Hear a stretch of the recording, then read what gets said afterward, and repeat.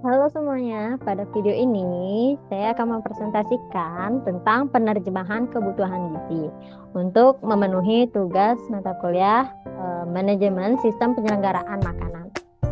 Sebelumnya, perkenalkan nama saya Komanditi Cianti Swadike dari Program Studi Gizi Fakultas Teknologi dan Ilmu Kesehatan Universitas Bali Dwipa. Nah, tanpa berlama-lama, saya akan memulai presentasi saya pada kali ini.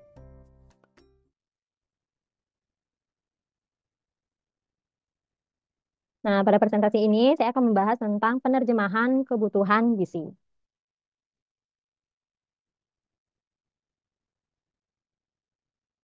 Adapun topik pembahasan pada kali ini yaitu yang pertama identifikasi kebutuhan konsumen, yang kedua yaitu tipe-tipe konsumen, yang ketiga kecukupan gizi rata-rata konsumen, dan yang keempat langkah-langkah penetapan kebutuhan atau kecukupan gizi konsumen.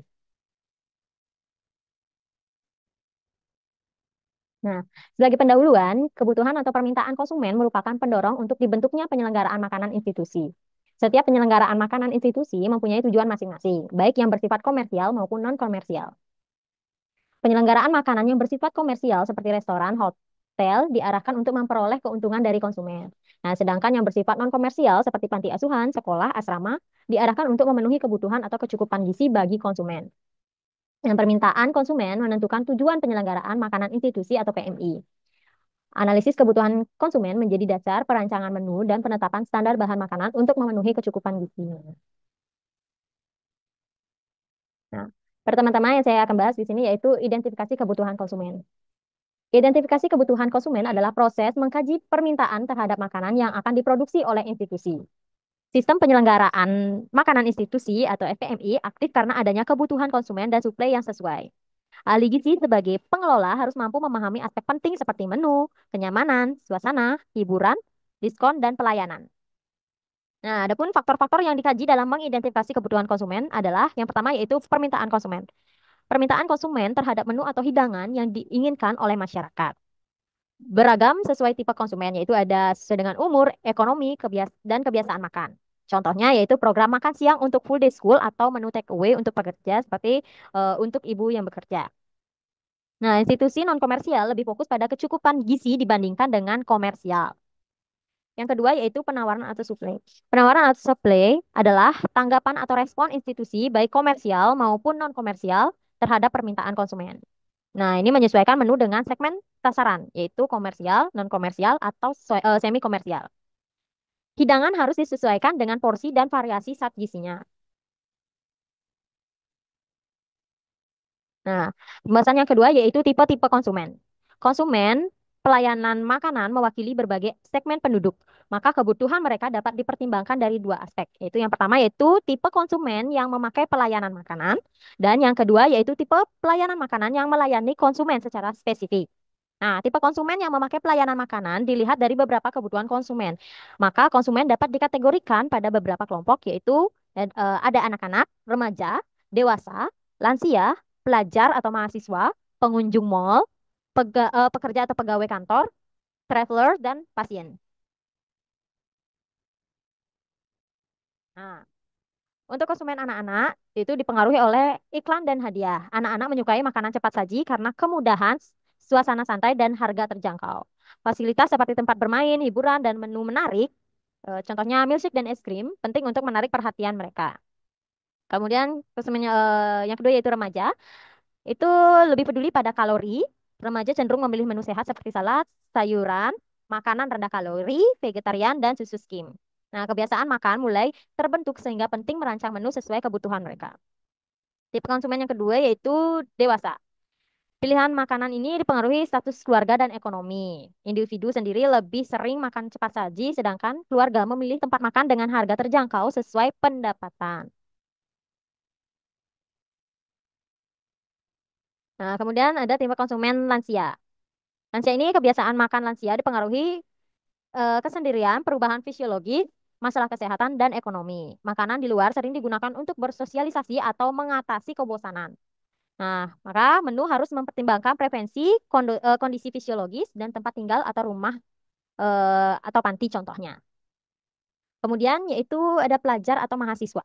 Nah, pelajar atau mahasiswa eh, ada keluhan umum, yaitu makanan menonton. Nah, kurang gizi dan berkalori tinggi. Pelajar memilih makanan praktis dan terjangkau. Variasi menu harus diperhatikan untuk meningkatkan kepuasan dan sesuai preferensi mereka. Kemudian yaitu ada pengunjung mall. Makanan adalah kebutuhan sekunder sehingga menu harus cepat saji dan lokasi strategis. Diskon, iklan, dan menu spesial menarik perhatian. Fasilitas makanan menjadi tempat istirahat atau bersosialisasi. Nah, tipe konsumen berikutnya yaitu pekerja.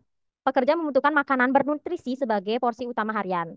Pelayanan harus cepat dan efisien agar tidak mengganggu jam kerja. Menu juga harus mempertimbangkan kebutuhan diet tertentu. Kemudian yaitu traveler. Nah, untuk pelancong lebih memilih makanan cepat saji, praktis dan sesuai perjalanan. Layanan di halte bandara atau stasiun harus cepat dan nyaman. Menu dalam perjalanan disesuaikan untuk penyimpanan dan keamanan makanan. Kemudian yang terakhir yaitu ada pasien. Makanannya bersifat pengobatan dan modifikasi sesuai kondisi kesehatan. Itu rendah natrium contohnya, rendah kalori dan lain-lain sebagainya. Nah, menu harus disusun secara spesifik oleh ahli gizi untuk memenuhi kebutuhan pasien dan staf rumah sakit.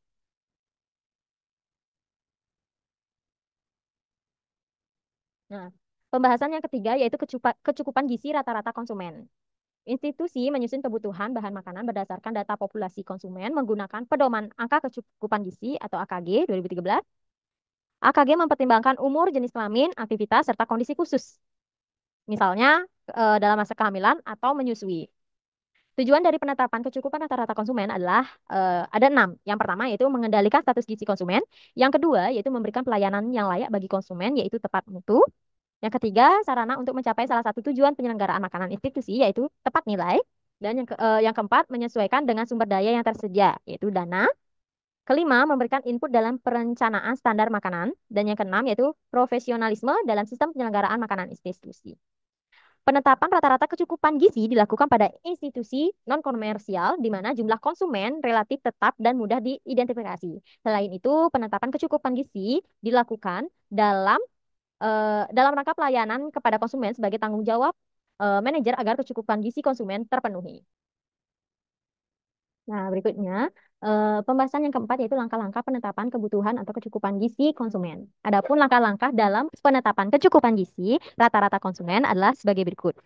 Yang pertama yaitu pengumpulan data dan yang kedua yaitu menghitung kecukupan gizi rata-rata konsumen meliputi energi, protein, vitamin, dan mineral jika diperlukan. Pertama yaitu pengumpulan data. Ada langkah-langkahnya. Yang pertama, tentukan jumlah konsumen dengan jenis kelamin laki-laki dan perempuan.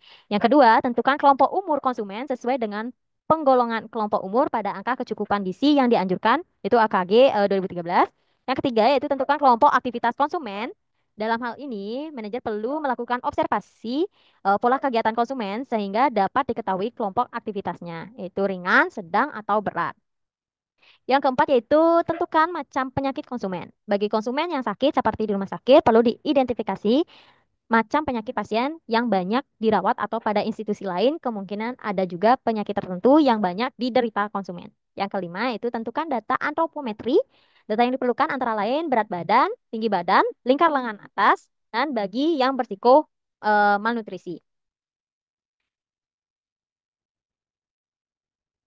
Nah, yang keenam yaitu tentukan peraturan institusi. Hal ini berkaitan dengan dana yang dialokasikan atau peraturan tentang penyelenggaraan makanan. Yang ketujuh, tentukan jumlah konsumen yang dilayani dan jumlah tenaga dalam penyelenggaraan makanan.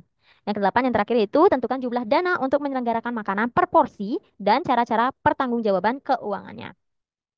Nah, angka yang kedua yaitu dengan menghitung kecukupan gizi rata-rata konsumen, meliputi energi, protein, vitamin, dan mineral jika diperlukan. Untuk menghitung kecukupan gizi rata-rata seperti energi dan protein dan zat gizi lainnya jika diperlukan, gunakan AKG atau angka kecukupan gizi 2013. Selain itu perlu dilihat juga data lain seperti ada atau tidaknya masalah gizi dan pedoman atau peraturan terkait penyelenggaraan makanan. Itu langkah-langkahnya yang pertama yaitu buatlah tabulasi kelompok umur. Yang kedua, bedakan jenis kelamin dalam setiap kelompok umur. Yang ketiga, tulislah kecukupan energi dan protein per kelompok umur dan jenis kelamin. Yang keempat, perhatikan data aktivitas konsumen. Yang kelima, amati juga data status gizi dan kesehatan individu maupun kelompok.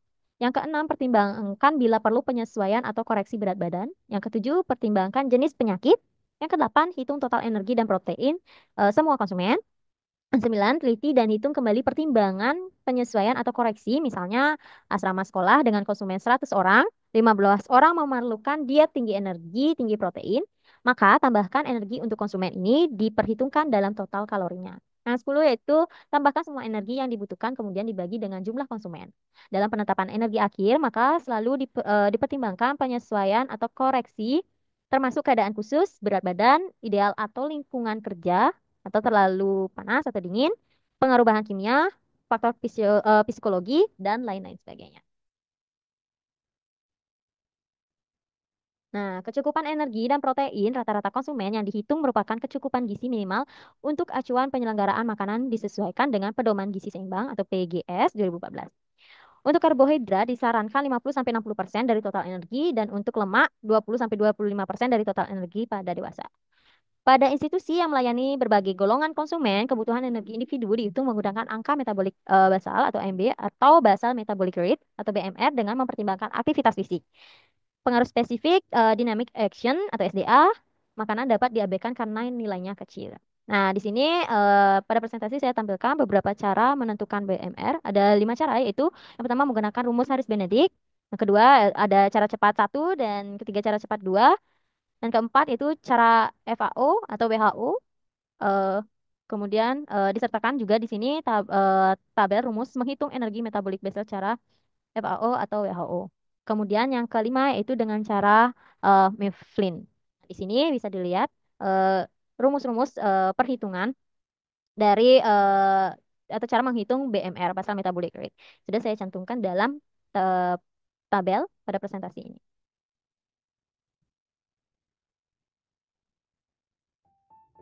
Nah, itu dia presentasi saya pada video ini tentang penerjemahan kebutuhan gizi.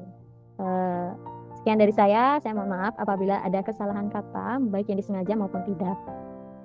Oke, sekian presentasi pada video ini. Sampai jumpa di video selanjutnya. Bye-bye semua.